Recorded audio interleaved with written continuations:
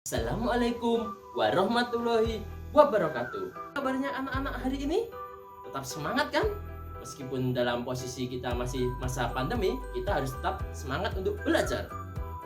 Berjumpa lagi dengan Pak Ardana. Kita akan belajar di kelas 4 pada tema 8, subtema 1, pembelajaran yang pertama.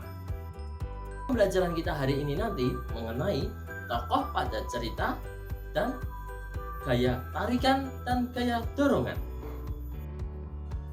Anak-anak sekarang tinggal, bagaimana dengan lingkungan tempat kalian tinggal? Suatu liburan akhir semester, Udin berlibur ke daerah asalnya, yakni di kawasan Puncak Bogor. Di kawasan Puncak Bogor, Jawa Barat, apakah anak-anak tahu apa saja tempat wisata yang ada di sana? Di sana itu ada suatu tempat wisata namanya Telaga Warna. Apakah anak-anak pernah mendengar cerita dari asal-usul dari Telaga Warna ini? Kita cari bersama-sama. Asal mula Telaga Warna.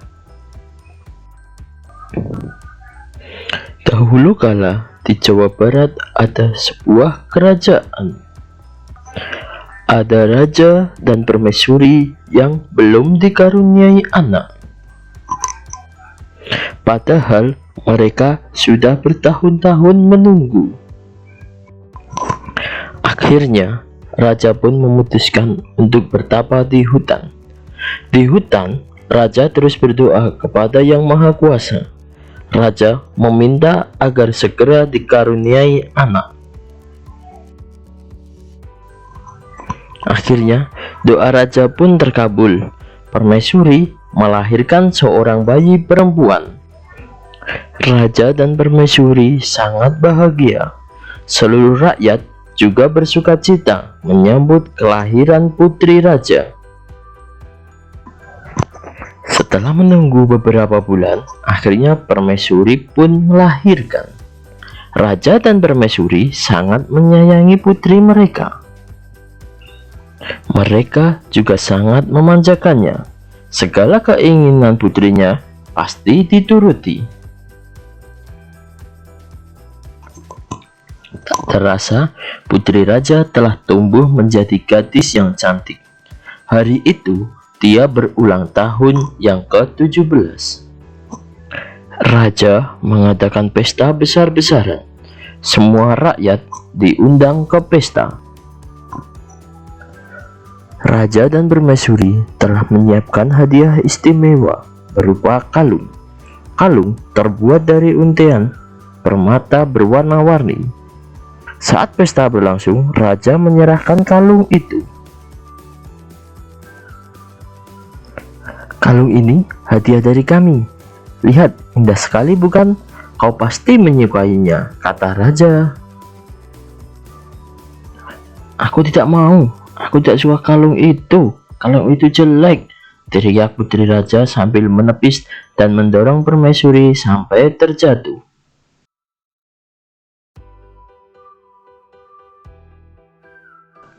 Tanpa disengaja, kalung itu terjatuh. Permata-matanya tercerai-berai di lantai. Permaisuri sangat sedih dan terduduk sambil menangis. Tangisan permaisuri menyayat hati seluruh rakyat, sehingga rakyat ikut menangis. Mereka sedih melihat tingkah laku putri yang mereka sayangi.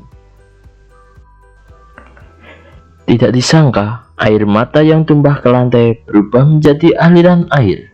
Aliran air menghanyutkan permata-permata yang berserakan. Air tersebut mengalir keluar istana dan membentuk danau. Anehnya, air danau berwarna-warni seperti warna-warna permata kalung putri. Kini, danau itu dikenal dengan nama Telaga Warna.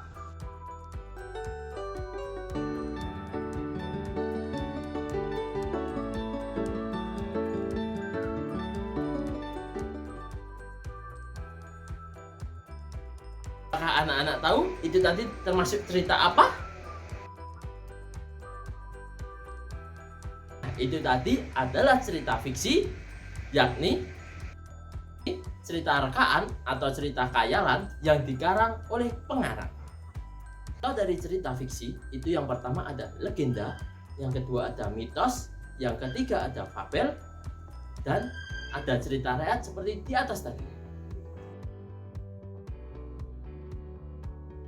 Dari cerita fiksi tadi, apakah anak-anak tahu apakah itu tokoh? Tokoh adalah pelaku yang mengemban dalam sebuah cerita fiksi tersebut, sehingga peristiwa itu mampu menjalin suatu cerita yang utuh. Dalam jalannya cerita, tokoh itu ada dua. Yang pertama, tokoh utama, dan yang kedua ada tokoh pembantu. Tokoh utama yakni memiliki peranan yang penting dalam suatu cerita. Sedangkan tokoh pembantu yakni tokoh yang peranannya tidak penting dan kemunculan tokoh itu untuk menghidupkan jalannya suatu cerita. Dari beberapa macam tokoh yang ada di dalam cerita, pasti memiliki watak yang berbeda-beda, bukan? Nah, yang pertama ada tokoh protagonis, yakni tokoh protagonis adalah tokoh yang berperan sangat baik. Yang kedua, yakni tokoh antagonis. Tokoh antagonis itu tokoh yang berperan sangat jahat. Yang ketiga, ada tokoh tritagonis. Tokoh tritagonis adalah tokoh pembantu yang berperan antara penengah dari tokoh antagonis dan tokoh protagonis. Dari cerita fiksi asal usul Telaga Warna, ada berapa tokoh dalam cerita tersebut? Dari tokoh cerita dari asal usul Telaga Warna itu, yang pertama ada putri raja, yang kedua ada raja, ada permaisuri, dan terakhir ada rakyat. Dari beberapa tokoh tadi, siapakah yang menjadi tokoh utamanya? Nah, tokoh utamanya adalah putri raja.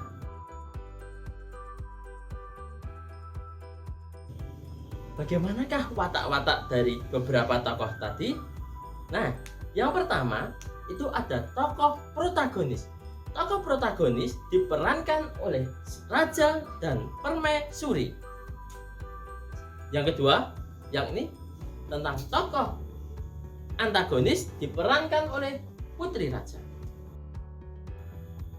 Ada sebuah paragraf yang menarik dari cerita tadi. Perhatikan sebuah cuplikan dari cerita asal-usul Telaga Warna ini. Aku tidak mau. Aku tidak suka kalung itu. Kalung itu jelek, teriak putri sambil menepis tangan dan mendorong permaisuri sampai terjatuh. Dari sebuah cuplikan paragraf ini, kira-kira kenapa ya permaisuri kok bisa jatuh? Nah, hal tersebut permaisuri bisa jatuh karena sebuah gaya, yakni dari gaya putri raja tadi mendorong permaisuri hingga terjatuh. Lalu, apakah yang dimaksud dengan gaya itu? Nah, gaya adalah suatu tarikan atau dorongan yang menyebabkan suatu pergerakan benda. Nah, gaya itu ada dua. Yang pertama ada gaya tarik, yang kedua ada gaya dorong. Yang pertama ada gaya tarik. Gaya tarik adalah gaya memberikan tarikan pada suatu benda. Yang kedua ada gaya dorong.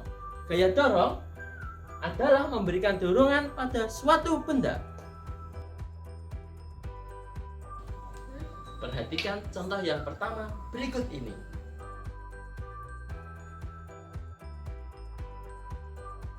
Dari contoh tadi, kira-kira Bapak memberikan gaya apa ya?